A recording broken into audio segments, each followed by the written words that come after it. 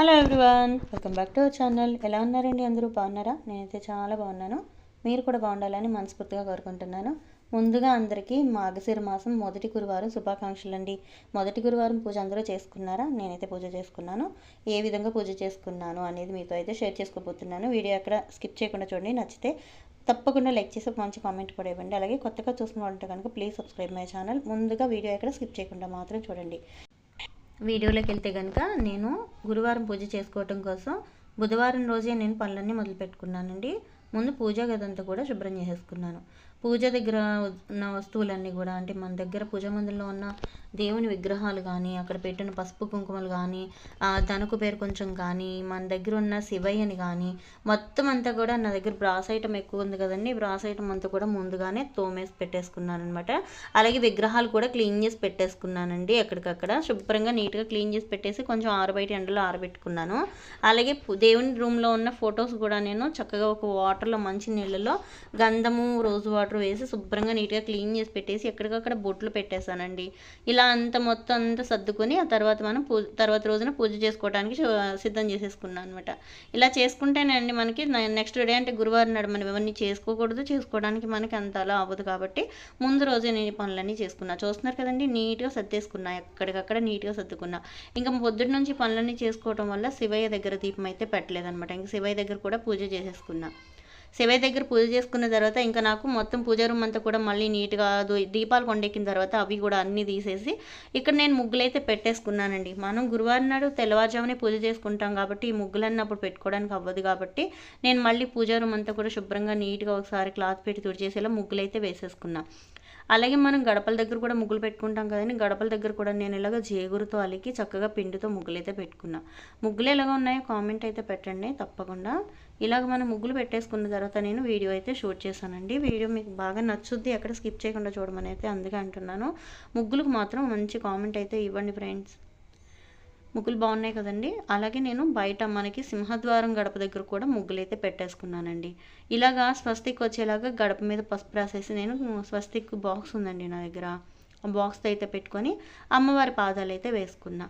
ఈ అమ్మవారి పాదాలు అయితే వేసుకున్న తర్వాత ఇంకా తులసి కోట దగ్గర కూడా నేను ముగ్గులు అయితే పెట్టేశానండి. ఈ పనులన్నీ ముందు రోజు నైట్ చేసేసుకుంటే మనకి మార్నింగ్ లేచేలాగానే శుభ్రంగా మనం ఫ్రెష్ అయిపోయిన తర్వాత చక్కగా వెంటనే పూజకి అయితే మొదలు పెట్టుకోవచ్చు. అందుకని ముందు రోజు అయితే నేను పనులు చేసుకుంటాను. అలాగే మనకి మార్గశిర గురువారాల్లో మనకి ఆ రోజు పూజ చేసుకునేటప్పుడు శుభ్రం చేసుకోకూడదండి. ఇంకొకటి, మనం ఇంట్లో ఏమన్నా పనులు చేసుకోవాలి, పూజలు చేసుకోవాలనుకుంటే కనుక ముందు రోజు నైట్ అన్నీ చేసేసుకుంటాం కదా. అందులో భాగంగానే నేను పూజా రూమ్ క్లీన్ అయిపోయిందండి. నాకు వంటింట్లో పని కూడా అయిపోయింది. వంటింట్లో పని కూడా అయిపోయిన తర్వాత నేను ఇలా వంటిల్లు కూడా శుభ్రం చేసుకున్నా. ఇది నాకు డైలీ రొటీన్ అండి. వంటిల్లు ఎప్పుడు నాకు పని అయిపోగానే ఇలాగ శుభ్రం చేసేసుకుని ఎక్కడివక్కడ సర్ది పెట్టేసి ముగ్గులైతే పెట్టేసుకుని 100 సార్లు చూసుకుంటానమాట. నాకు ఇంకా అలా చూసుకోవడం అంటే చాలా ఇష్టం అండి. దేవుడి గది కానీ, వంటిల్లు కానీ శుభ్రం చేసిన తర్వాత నీట్గా సర్దుకున్న తర్వాత అటొకడుగు ఇటొకడుగు చూస్తాం. అంటే మన ఈ వంటిల్లు ఎంత నీట్గా ఉంటే మన మనసు అంత ప్రశాంతంగా ఉంటుందండి.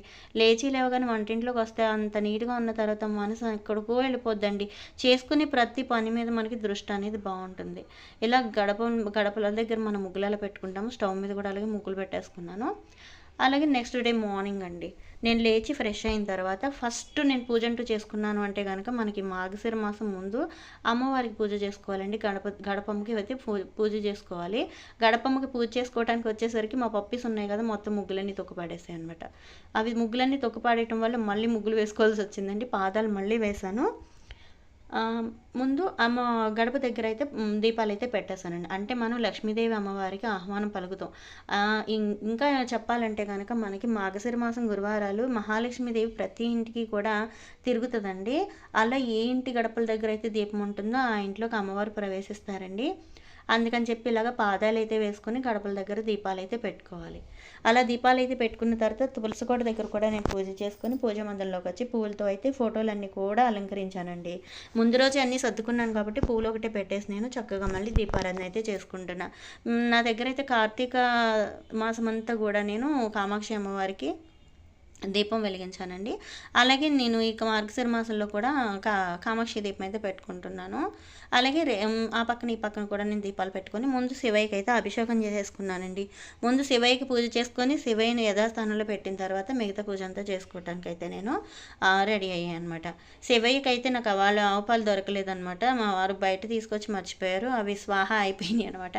ఇంకా మంచి నీళ్ళతోనే స్వామివారికి గంగాజలంతో శుభ్రంగా అభిషేకం చేసేసి ధూపం ఇచ్చి స్వామివారిని యథాస్థానంలో పెట్టిన తర్వాత మిగతా పూజ అంతా అంటే మనం వినాయకుడి పూజ చేసుకోలేదు కదండి. వినాయకుడి పూజ చేసుకొని ఆ తర్వాత లక్ష్మీదేవి పూజ అయితే మొదలు పెట్టుకుందాం అనుకుంటున్నాం.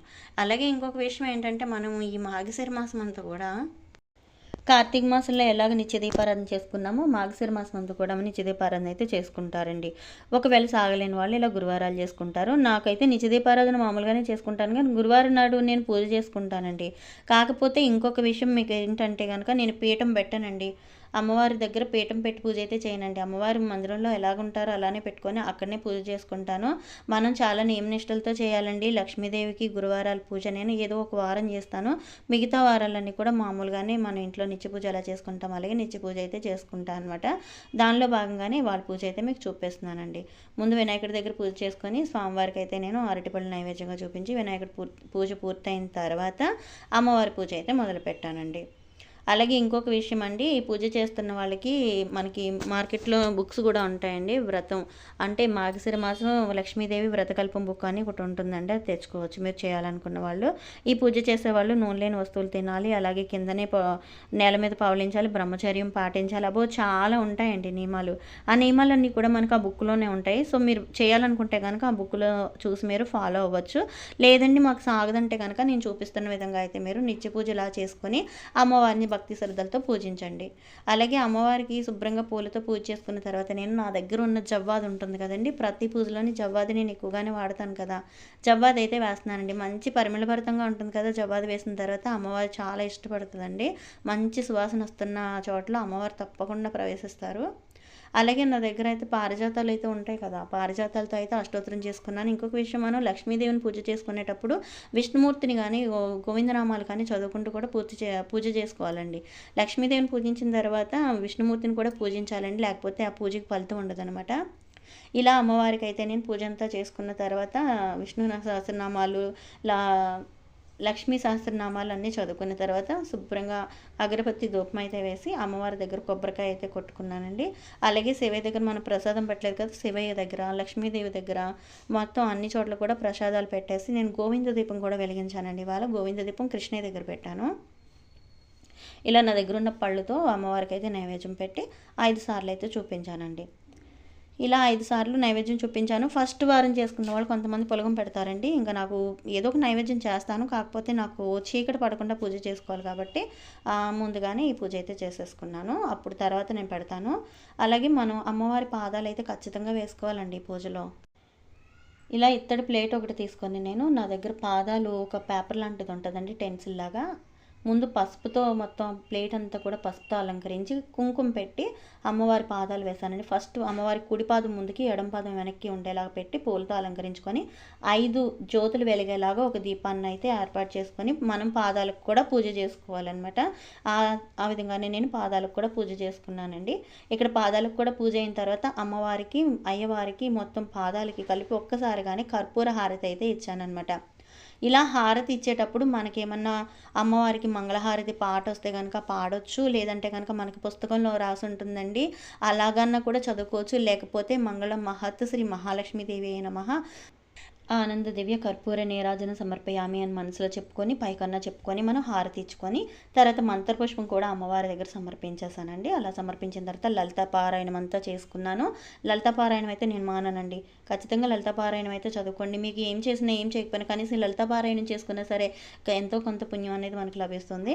పూజ అంతా నేను లలితా పారాయణం కూడా చేసుకున్న తర్వాత అమ్మవారికి ఇష్టపూర్వకంగా ఉండే ధూపం కూడా ఇచ్చానండి. ఆ ధూపం కూడా ఇవ్వటం మీకు చూపిస్తాను. అలాగే పూజ అయిన తర్వాత అమ్మవారిని ఒకసారి వీడియో తీసి చూపిస్తున్నానండి, మీకు ఎలా అనిపించిందో కామెంట్ చేయండి. అలాగే ఈ ఎర్రగా కనకనలాడుతూ ఉన్న నిప్పుల్లో గుగ్గులం కానీ మన దగ్గర ఉండే సాంబ్రాణి కానీ ఏది ఉంటే అది దాంతో అమ్మవారికి చక్కగా ఇలాగా ఇష్టపూర్వకంగా మొత్తంగా చక్కగా పొగ అయితే వేసానండి. నాకు ఇలా ధూపం ఇచ్చుకుంటాం చాలా ఇష్టం అనమాట.